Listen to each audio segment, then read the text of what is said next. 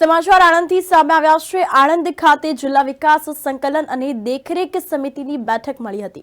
તો સાંસદ નિમેશભાઈ પટેલના અધ્યક્ષસ્થાને આણંદ સર્કિટ હાઉસ ખાતે જિલ્લા વિકાસ સંકલન અને દેખરેખ સમિતિની બેઠક મળી હતી। આ ઉપરાંત આ બેઠકમાં સાંસદ મિતેશ પટેલે પ્રધાનમંત્રી ગ્રામ સડક યોજના, પ્રધાનમંત્રી આવાસ યોજના, કૃષિ સિંચાઈ યોજના, જનની સુરक्षा योजना, निश्चय पोषण सहाय योजना, प्रधानमंत्री मातृवंदना योजना, कस्तूरबा पोषण सहाय योजना, बेटी बचाओ बेटी पढ़ाओ मध्याह्न भोजन योजना आ उपरांत अनेक सरकारी योजनाओं जे छे ते कार्यक्रममां जणावी हती। आ साथे ज प्रधानमंत्री जन आरोग्य योजना, स्वच्छ भारत मिशन जेवी अनेक विविध योजनाओनी कामगीरीनी समीक्षा करीने संबंधित अधिकारीओने जरूरी सूचनो कर्या हता। तो आ साथे सांसदे उपस्थित अधिकारीओने सरकारनी कल्याणकारी योजनाना लाभो अत्योदय सुधी पहोंचाडवानी जवाबदारीने सुपेरे निभाववानी साथे जिल्लाना तूटेला रસ્તાઓને તાત્કાલિક ધોરણે રિપેર કરવા તથા બાકી કામો ઝડપથી શરૂ કરીને સમય મર્યાદામાં પૂર્ણ કરવા સૂચના આપી હતી।